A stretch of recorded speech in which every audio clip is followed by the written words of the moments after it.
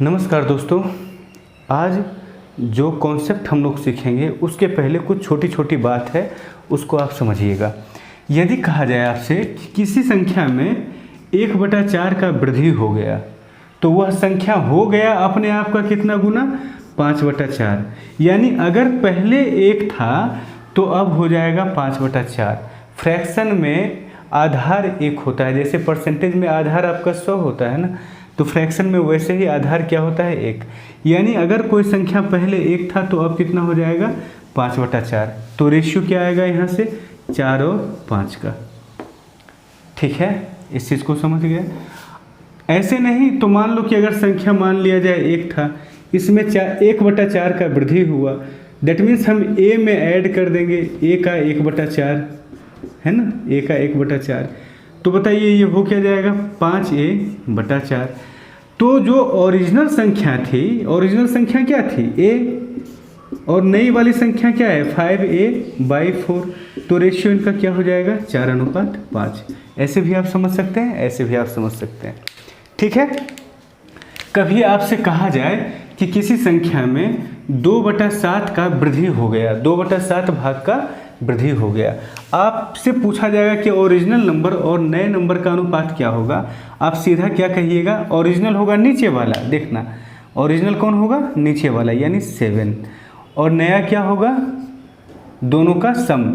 चूँकि 2 बढ़ा है ना, तो ये ओरिजिनल है और ये हमारा वृद्धि है, तो नया वाला क्या हो जाएगा, 7 + 2 9, यानी अनुपात आपका ये हो जाएगा।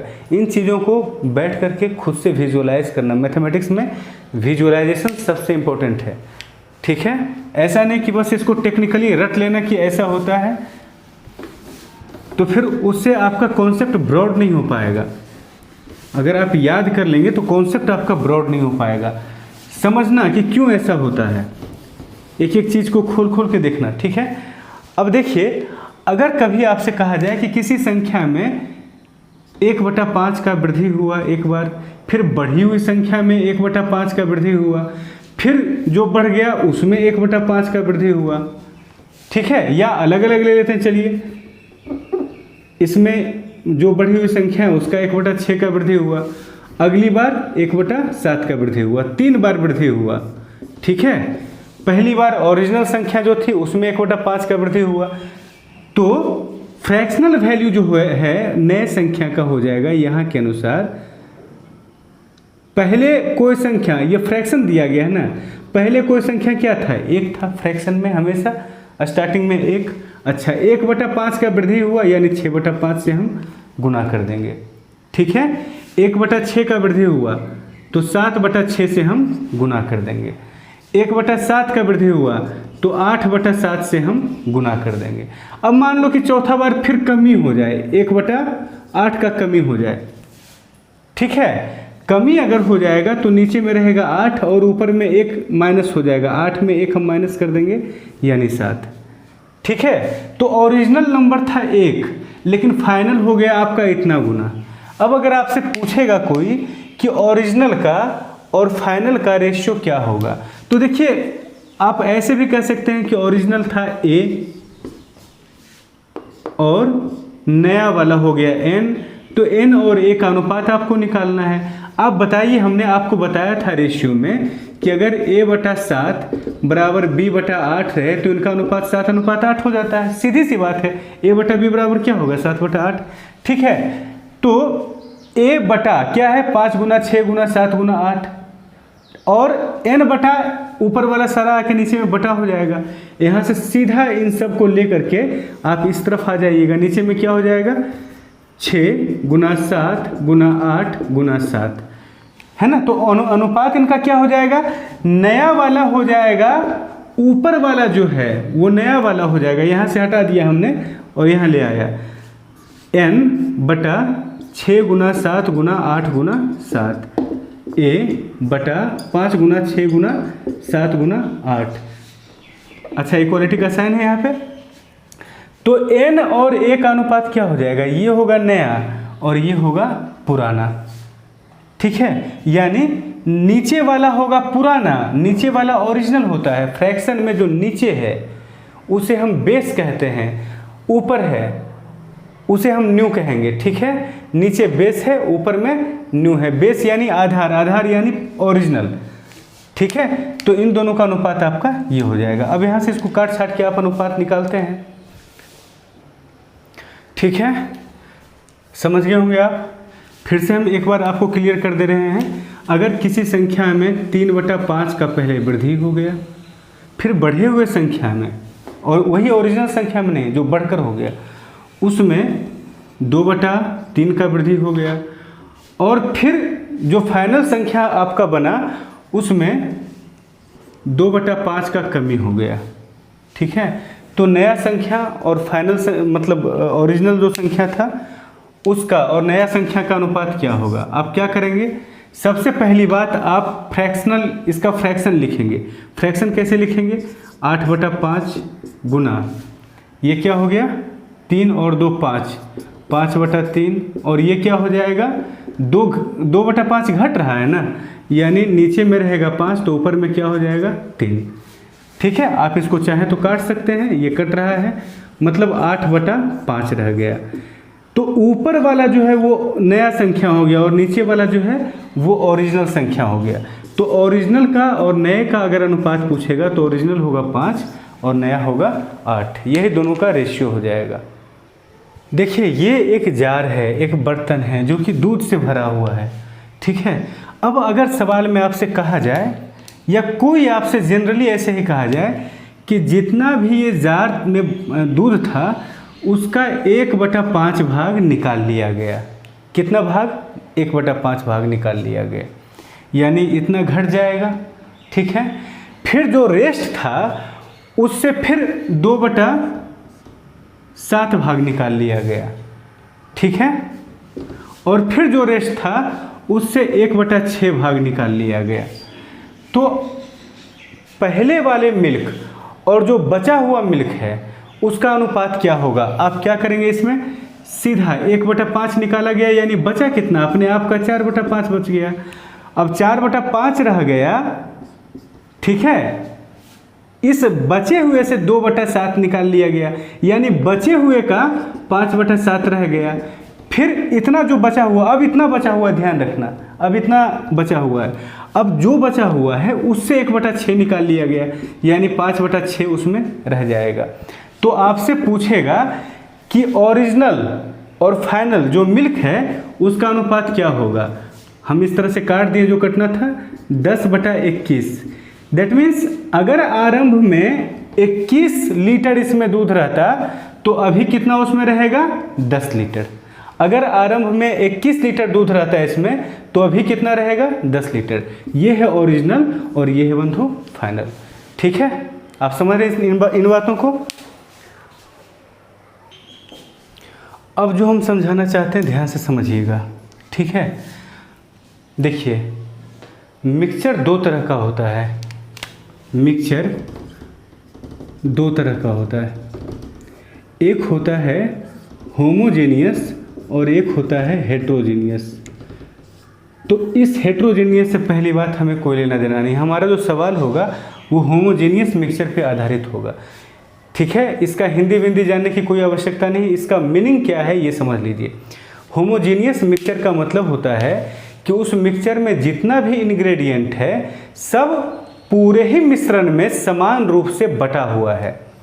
जैसे दूध और चीनी का मिश्रण जो है वो होमोजीनियस होगा, लेकिन पानी और बालू का जो मिश्रण होगा वो हेट्रोजीनियस होगा। जैसे पानी में अगर आप बालू डालते हैं तो क्या होता है, बालू आपका ज़मीन पे बैठ जाएगा, थोड़ा थोड़ा एकदम बहुत कम कम ऊपर भी रहेगा, लेकिन ज़्यादातर क्या हो जाएगा ज़मीन पर बैठ जाएगा। लंबे समय के लिए छोड़ दीजिएगा तो 100% बालू आपका ज़मीन पर बैठ जाएगा। थोड़ा उसमें हाथ चला दीजिएगा तो थोड़ा थोड़ा जहाँ तक फैल जाएगा, लेकिन उस पानी के हर एक हिस्से में बालू का जो रेशियो होगा वो समान नहीं होगा। लेकिन अगर पानी और चीनी को आप मिलाएंगे या पानी और नमक को मिलाएंगे तो जो परसेंटेज कहीं से भी आप पानी निकालें, 1 कप चीनी का परसेंटेज जो है उतना ही रहेगा। जैसे एक बाल्टी में चीनी और पानी के घोल को आपने रख दिया है, शरबत को आपने रख दिया, अब उससे 1 कप पानी आप निकालिए कहीं से भी, पूरे बाल्टी में कहीं भी ले जाइए आप अपने कप को, और 1 कप शरबत निकाल लीजिए, मिठास उतना ही रहेगा। क्या वजह है? वजह यह है कि चीनी उसमें इक्वली मिक्स्ड है, हर एक जगह पर सेम रेशियो में है। ठीक है, इस चीज़ को समझना है। अब अगर कोई होमोजेनियस मिक्सचर हमारे पास है, ठीक है, जैसे दूध और पानी का मिश्रण है, दूध और पानी का मिश्रण भी कैसा होगा, होमोजेनियस। जब आप मिलाते हैं तो पता चलता है कि कहाँ पानी है कहाँ दूध है, ऐसा ढंग से मिला हुआ रहता है कि पता ही नहीं चलता है। तो अगर दूध और पानी का मिश्रण है, होमोजेनियस मिश्रण है, ठीक है, ये पूरा बर्तन भरा हुआ है मिल्क और वाटर के मिश्रण से। अब अगर आप इससे 1/5 भाग निकाल लीजिए, मान लिया जाए कि 5 लीटर मिश्रण है इसमें और 1 लीटर आपने निकाल लिया, 5 लीटर में 1 लीटर निकाला है, तो इसका मतलब क्या हुआ कि टोटल मिश्रण का 1/5 भाग आपने निकाल लिया। तो अगर 1/5 भाग आप निकालिएगा ना, तो दूध का भी 1/5 भाग बाहर आएगा और पानी का भी 1/5 भाग बाहर आएगा। मतलब जितना पानी है उसमें, अब मान लो कि 5 लीटर में 4 लीटर दूध है, 1 लीटर पानी है, तो 4 लीटर दूध का 1/5 भाग, ठीक है, यानी 800 ml दूध आपका बाहर आएगा और 1 लीटर पानी का 1/5 भाग यानी 200 ml पानी आपका बाहर आएगा। समझ रहे हो मेरी बात को ठीक से? जितना भी इसमें दूध होगा और पानी होगा, दोनों का 1/5 भाग जो आप निकालेंगे उसमें रहेगा। इस चीज़ को समझ लेना, बस इसी पे सवाल सर आपका बन जाएगा। जो आगे हम सवाल देंगे, लोग घबराते हैं उन सवालों को देख करके, लेकिन बहुत आसानी से सवाल बनेगा। ठीक है, इस चीज़ को समझ लीजिएगा। देखिए, आप सिरप लाते हैं दुकान से, सिरप में बहुत सारा इंग्रेडिएंट होता है। मान लो कोई कफ सिरप आप लाते हैं, उसमें इंग्रेडिएंट लिखा हुआ देखते होंगे कि मान लो ऑक्सीजन है उसमें, है ना, जिंक ऑक्साइड है, इस तरह का 2-4 इंग्रेडिएंट का नाम आप ले लीजिए। अल्कोहल है, वाटर है, ऑक्सीजन छोड़िए, ऑक्सीजन आपको कंफ्यूज करेगा, वाटर है। इस तरह का 3 इंग्रेडिएंट हमने लिया। सिरप में 3 इंग्रेडिएंट है। अब मान लो कि सिरप में जो सिरप का ढक्कन है ऊपर वाला, उससे 20 ढक्कन उसमें दवाई है। ठीक है, बोतल में 20 ढक्कन दवाई है। अगर आप मेज़र करें तो 20 ढक्कन होगा। अब आप क्या करते हैं कि बच्चे को देने के लिए 1 ढक्कन निकाल लेते हैं, यानी आपने कितना निकाल लिया, जितना टोटल आपका दवाई था उसका 1/20 भाग आपने निकाल लिया। जब 1/20 भाग आप बाहर निकालेंगे ना, तो जिंक ऑक्साइड जो उसमें है, जितना जिंक ऑक्साइड टोटल होगा पूरे मिश्रण में, उसका भी 1/20 भाग बाहर आ जाएगा। जितना अल्कोहल होगा उसका भी 1/20 भाग बाहर आ जाएगा और जितना वाटर होगा उसका भी 1/20 भाग बाहर आ जाएगा। मान लो कि 50 ml वाटर है उस सिरप में, कितना है 50 ml, तो 50 ml का 1/20 भाग कितना होगा 2.5 ml। 50 ml का 1/20 भाग 1/20 कीजिएगा तो कितना आएगा 2.5 ml आएगा। तो 2.5 ml आपके 1 ढक्कन जो दवा आप निकाल रहे हैं उसमें कितना पानी आ रहा है 2.5 ml। ठीक है, मान लो कि 20 ml अल्कोहल है, 20 ml अल्कोहल है, उसका जब आप 1 ढक्कन निकालिएगा यानी 1/20 भाग पूरे सिरप का जब आप निकालेंगे तो अल्कोहल कितना निकलेगा उसमें 20 ml का 1/20 भाग यानी 1 ml। आप समझ रहे हैं? तो जो भी उसमें इंग्रेडिएंट होगा, चूंकि होमोजेनियस है, और आपसे उस देखिएगा सिरप पे लिखा हुआ रहेगा कि सेक वेल बिफोर यूज़, मतलब उसको हिलाना है। अगर मान लो कि लंबे समय से वो रखा हुआ है, कहीं पे आपने रख दिया है, तो ग्रेविटेशन जो भारी चीज़ें हैं उसमें उसको खींच लेती है अपने तरफ। ठीक है, तो जब आप सेक कर देते हैं तब क्या होता है, फिर से वो होमोजेनियस मिक्सचर हो जाता है, वो पूरा इक्वली उसमें मिल जाता है। तो जब आप जब वो होमोजेनियस हो जाएगा, उससे 1/20 भाग आप बाहर निकालिएगा, तो जितना भी उसमें इंग्रेडिएंट होगा, जितना भी एलिमेंट होगा, सबका 1/20 भाग बाहर आएगा। आप समझ गए मेरी बात को? ठीक है, अब देखिए एक बर्तन हमने लिया है जो कि भरा हुआ है 3 तरह के चीज़ हैं इसमें, मिल्क है, वाटर है और शुगर है। ठीक है, मिल्क है, वाटर है और शुगर है। आप क्या करते हैं कि इसका 1/5 भाग मिश्रण निकालते हैं और पी जाते हैं। ठीक है, अब जब 1/5 भाग निकालिएगा तो मिल्क का भी 1/5 निकलेगा, वाटर का भी 1/5 निकलेगा, शुगर का भी 1/5 निकलेगा। यानी हर चीज़ अपने आप का 4/5 भाग रेस्ट रह जाएगा। ठीक है, आरंभिक अगर 1 था तो अब क्या रह जाएगा, मिल्क भी अपने आप का यानी 1 का 4/5। हम फ्रैक्शन ले रहे हैं इसलिए हमने यहाँ 1 लिखा, और 1 लिखने की आवश्यकता नहीं है क्योंकि 1 से मल्टीप्लाई करें ना करें फर्क नहीं पड़ता है। तो मिल्क जो है अपने आप का 4/5 रह जाएगा, शुगर भी अपने आप का 4/5 रह जाएगा, वाटर भी अपने आप का 4/5 रह जाएगा। लेकिन अब क्या किया जाता है सवाल में कि यहाँ से मिला दिया जाता है पानी। कितना पानी मिलाया जाता है, जितना निकाला गया है ना, जितना मिश्रण निकाला गया था उतना ही पानी उसमें डाल दिया जाता है। ठीक है, इसी को रिप्लेसमेंट कहा जाता है। जितना आपने निकाल लिया, हिंदी में से विस्थापन कहा जाता है। जितना आपने निकाल लिया, आपने क्या किया, उतना ही उसमें पानी डाल दिया, यानी मिश्रण को आपने रिप्लेस कर दिया पानी से। ठीक है, अच्छा, अब ये पुनः वापस उतना ही भर गया है, पुनः उतना ही भर गया है।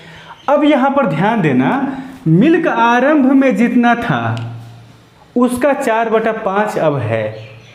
मिल्क आरंभ में जितना था उसका 4/5 अब है। शुगर भी आरंभ में जितना था उसका 4/5 अब है। लेकिन वाटर चूंकि ऊपर से आप डाल दिए हैं तो अब आरंभ का 4/5 नहीं रहेगा। 4/5 वो भी हुआ था, लेकिन आपने जो ऊपर से डाल दिया तो वाटर का वैल्यू बढ़ गया। पहले जितना था शायद उससे भी अब ज़्यादा वाटर हो गया होगा। ठीक है, मिल्क लेकिन अपने आप का 4/5 होगा और शुगर भी अपने आप का 4/5 होगा। अब क्या करते हैं, पहले के जैसा भरा हुआ है बर्तन, फिर से आप 1/5 भाग निकाल लेते हैं बाहर। फिर से जब 1/5 भाग निकालिएगा तो हमने क्या कहा, अब यहाँ पर कंफ्यूज लोग होते हैं कि क्या अभी भी मिल्क का 1/5 भाग निकलेगा। अब तो पहले से मिल्क कम हो गया है, कम हो गया है, ज़्यादा हो गया है, उससे कोई मतलब नहीं है। बल्कि 1 बूंद दूध भी रहेगा ना उस पूरे बर्तन में तो उसका 1/5 ही बाहर निकलेगा। जैसे जो हमारा सिरप था उसमें कुछ भी अल्कोहल था, कुछ भी वाटर था, कुछ भी जिंक ऑक्साइड था, उसका 1/5 ही निकलता था। अगर हम पूरे का 1/5 निकाले, 1/20 निकाले थे उस एग्जाम्पल में, तो उसका 1/20 भाग हर हाल में निकलता था। तो अभी इसमें मिल्क, वाटर और शुगर क्या है, डजेंट मैटर, लेकिन जितना भी है उसका 1/5 निकल जाएगा अगर हम पूरे मिश्रण का 1/5 निकालेंगे तब। यानी जो मिल्क बचा हुआ कितना था भाई, 4/5, तो इसका फिर 4/5 रह जाएगा चूंकि 1/5 निकल जाएगा। लेकिन हाँ, शुगर का भी 4/5 रह जाएगा, लेकिन वाटर का हिसाब किताब अब हमारे पास नहीं है और ना ही रखना, वो बहुत पेचीदा हो जाता है वाटर का हिसाब किताब रखना। ठीक है, तो जो चीज़ बार बार डाला जा रहा है उस पर ध्यान ही नहीं देना है। जो विस्थापन का सवाल यानी रिप्लेसमेंट का सवाल आपके सामने आएगा तो देखिएगा कि कुछ निकाला जा रहा है मिश्रण, और रिप्लेस जिससे किया जा रहा है, मतलब जो दोबारा डाला जा रहा है उसमें पानी डाला जा रहा है, तो पानी पे ध्यान बिल्कुल नहीं देना है। ठीक है, बस जो निकाला जा रहा है उस पर ध्यान देना है। मिश्रण जो है, मिल्क जो है वो केवल निकल रहा है, मिल्क डाला नहीं जा रहा है दोबारा। यानी लास्ट में मिल्क कितना रह गया था उसका हिसाब हमारे पास है। वाटर का हिसाब रखना पेचीदा काम हो जाएगा। ठीक है, अगर कहा जाए कि मिल्क का फिर से 1/5 भाग निकाल लिया गया, मतलब जितना बचा हुआ है मिश्रण का फिर से 1/5 भाग निकाल लिया गया और फिर उतना ही पानी उसमें डाल दिया गया, तो जितना बार आप कीजिएगा ना, मिल्क अपने आप का 4/5 होता चला जाएगा। शुगर भी, मिल्क भी, अगर इसमें नमक डाला हुआ रहता तो नमक भी, कुछ और डाला हुआ रहता, अल्कोहल डाल दिया गया होता तो अल्कोहल का भी, जो भी इसमें रहेगा सब अपने आप का बार बार 4/5 होता चला जाएगा। और ये देखने में बड़ा लग रहा है लेकिन घटते जा रहा है, ध्यान रखना। ये 1 से काफ़ी छोटा हो गया है। 4/5 तो 1 से थोड़ा ही कम है, अगर 4/5 से फिर से गुना कर दिए तो ये 1 से और ज़्यादा छोटा हो गया। जितना बार आप मल्टीप्लाई करते जाइएगा आपका संख्या उतना ही कम होता चला जाएगा। आप समझ रहे हैं मेरी बात को?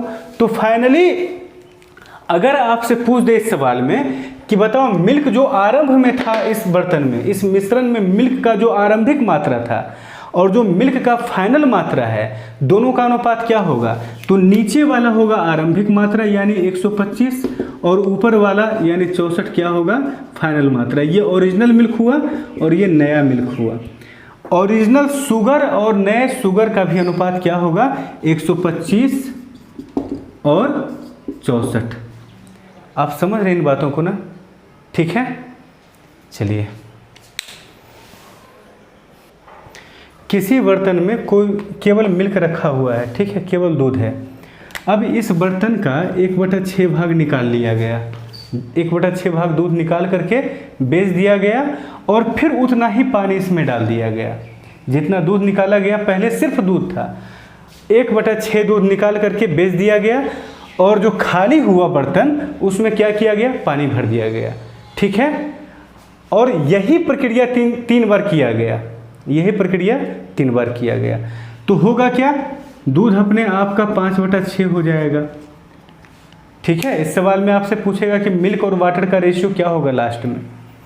दूध अपने आप का क्या हो जाएगा? पहला बार में 5/6 गुना, जितना दूध था, एक दूध था, अब 5/6 गुना हो जाएगा।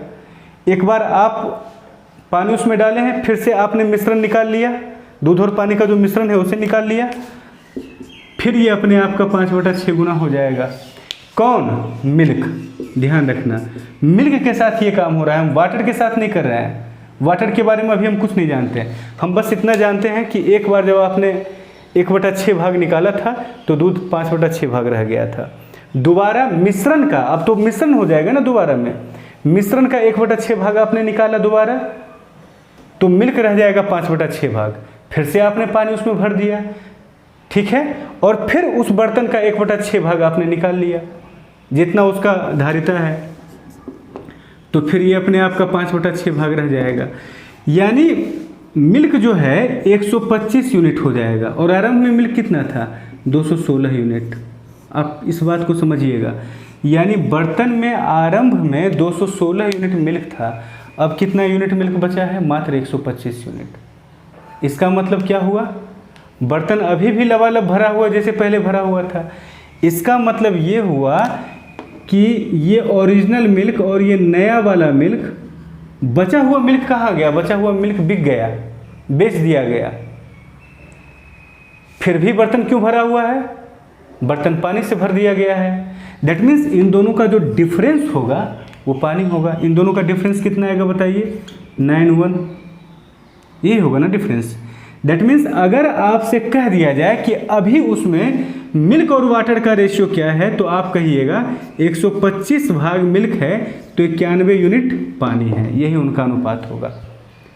216 यूनिट इसका वॉल्यूम अगर है, इसका 216 यूनिट मतलब इसके वॉल्यूम को अगर 216 भाग में आप बांट दीजिए तो उसमें 125 भाग मिल्क होगा और 91 भाग क्या रहेगा? पानी रहेगा, ठीक है। जो भी घटा है मिल्क में वो भर दिया गया है किस से? पानी से। देखिए एक बर्तन है जिसकी धारिता है 20 लीटर, इसमें केवल मिल्क रखा हुआ है, ठीक है। अब कहा जा रहा है आपसे कि भाई 2 लीटर इससे दूध निकाल के बेचा और फिर उतना ही पानी यानी 2 लीटर पानी उसमें मिला दिया, ठीक है। अब 2 लीटर 20 लीटर का कितना भाग है इस पर ध्यान देना है। 2 लीटर 20 लीटर का कितना भाग होगा? 1/10 भाग होगा। जब 1/10 आप निकाल लीजिएगा तो मिल्क बचेगा कितना? अपने आप का 9/10 भाग, ठीक है।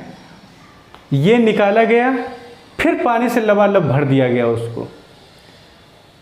उसके बाद क्या करता है? फिर से 2 लीटर निकाला गया, फिर से 2 लीटर यानी फिर से 1/10 निकाला गया, यानी मिल्क अपने आप का फिर से 9 जितना बचा हुआ है, जितना उसमें मिल्क है उसका 1/10 भाग इस बार फिर से बाहर निकल जाएगा। इमेजिन करना, ठीक है। इमेजिनेशन सबसे बड़ा धन है स्टूडेंट के लिए। 1/10 भाग 9/10 भाग इसमें मिल्क बचा हुआ था। अब फिर से जब आपने 1/10 भाग मिश्रण निकाला तो बचे हुए मिल्क का 1/10 निकलेगा, फिर से अगर आपने 1/10 निकाला तो बचे हुए मिल्क का यानी 9/10 का 1/10 निकलेगा, तो बचेगा कितना 9/10 का 9/10। और आप फिर क्या करते हैं, पानी डाल देते हैं, फिर से आपका बर्तन लबालब भर गया। अब फिर 2 लीटर निकाल लेता है यानी 1/10 फिर से निकाल लिया गया। और फिर क्या किया गया, पानी डाल दिया गया, 1/10 निकाल लीजिएगा तो जितना दूध अब बचा हुआ है, अब इतना दूध बचा हुआ है 81/100, ये घटते जा रहा है ना, ये घटते जा रहा है। पहले था 1, फिर हो गया 9/10, फिर हो गया 81/100, ये घटते जा रहा है। 9/10 से भी कम है 81/100। फिर हम जब करते हैं ये काम तो फिर 9/10 रह जाता है। ठीक है, मान लो कि ये प्रक्रिया 3 बार किया गया, उसके बाद आपसे पूछेगा कि बताइए अब उस बर्तन में जो कि अभी भी भरा हुआ है दूध और पानी का अनुपात क्या होगा। आप क्या कहिएगा, 9 × 9 × 9 यानी 729। 729 यूनिट मिल्क है। अगर इस बर्तन का 1000 भाग किया जाए, चूँकि नीचे में 1000 है ना, अगर इस बर्तन को आप इस बर्तन में 1000 लाइन खींच दीजिए इस तरह से, ऐसे ऐसे, तो उसमें 729 लाइन दूध के लिए होगा और बचेगा कितना, 1000 में से 729 को घटा दीजिए, 1000 माइनस 729 कर दीजिए यानी 1, और ये आपका 7 और ये आपका 2 है ना। दैट मीन्स 729 होगा मिल्क, तो उसमें वाटर कितना होगा बंधु, 271। आप समझ रहे हैं मेरी बात को। अब सवाल में उल्टा भी दिया जाता है। सवाल में क्या कहेगा कि जब एक बर्तन से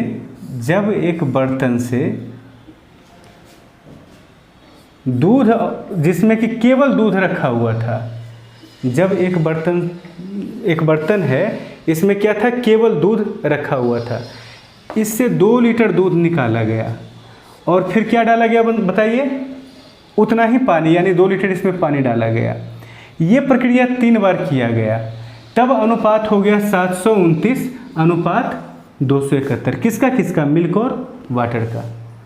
अब आपसे पूछेगा कि बर्तन की धारिता क्या है, यानी आरंभ में उसमें दूध कितना था। बर्तन की धारिता क्या है का मतलब क्या होगा, आरंभ में उस बर्तन में दूध कितना था, क्योंकि पूरा धारिता तो दूध से भरा हुआ था ना।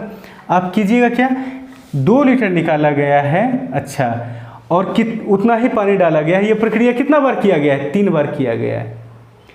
तब स्टार्टिंग में केवल दूध ही था, ये सवाल में लिखा हुआ है, स्टार्टिंग में केवल दूध ही था। तो हम देखेंगे यहाँ से ये रेशियो हमको दिया हुआ है, ये सब हमको कुछ पता नहीं है, सवाल अब ये नहीं है। दूध और पानी का रेशियो ये हो गया है, हर बार 2 लीटर निकाला जा रहा है, 3 बार प्रक्रिया किया गया है। हम देखेंगे कि भाई स्टार्टिंग में केवल दूध ही था ना, तो दूध अब 729 अगर है तो स्टार्टिंग में कितना यूनिट रहा होगा, ऐड करेंगे तो 1000 आ जाएगा। अच्छा, तो 3 बार में दूध अपने आप का 729/1000 हो गया, तो एक बार में कितना गुना होता होगा। हम इसमें क्यूबिक रूट लगा देंगे, क्यों, क्योंकि 3 बार जब हम गुना करते हैं तब ना इतना आता है। क्यूबिक रूट लगाएंगे तो 729, 9 का क्यूब होता है 1000, 10 का क्यूब होता है। अब हम समझेंगे कि अच्छा, हर बार जब निकाल लिया जाता था उससे तो दूध अपने आप का 9/10 गुना रह जाता था। दूध अपने आप का कितना गुना रह जाता था, 9/10 गुना। इसका मतलब है कि 10 भाग दूध में से स्टार्टिंग में भी किया गया होगा, जब निकाला गया होगा 2 लीटर, तो स्टार्टिंग में दूध अगर 10 भाग रहा होगा तो 9 भाग बच गया होगा, यानी 1 भाग निकला होगा। तो 1 भाग दूध का वैल्यू कितना होगा, 2 लीटर। तो 10 भाग का कितना होगा वैल्यू, 20 लीटर, जो कि आपका आंसर होगा। 20 लीटर ही था ना स्टार्टिंग में, वो हमारा इस तरह से आंसर आ जाएगा। तो सवाल कभी सीधा देगा कभी उल्टा देगा, आप आराम से निकाल लीजिएगा। बंधु, ये थ्योरी का वीडियो था, फिनिश हो गया। इसके बाद एक वीडियो हम बनाएंगे जिसमें हम विस्थापन के सारे सवालों को डिस्कस करेंगे। जितने वैरायटीज़ का सवाल पूछा जाता है एसएससी में या सीडीएस में या बैंकिंग में या एमबीए के एग्ज़ाम में, जहाँ भी पूछा जाता है, जितने भी वैरायटी का सवाल, वो हर एक वैरायटी को हम प्रयास करेंगे अगले वीडियो में कवर करने का। अगर आपको भी ऐसा सवाल मिले जो कि हम इस वीडियो में ना बताएं, यानी नेक्स्ट वीडियो में, तो आप हमें सवाल कमेंट कर सकते हैं, मैसेज कर सकते हैं। टेलीग्राम का हमारा लिंक दिया हुआ रहता है नीचे, आप टेलीग्राम में जाकर के उस सवाल को मैसेज कर सकते हैं, उस सवाल को हम यहाँ डिस्कस कर दिया करेंगे। ठीक है, मिलते हैं हम नेक्स्ट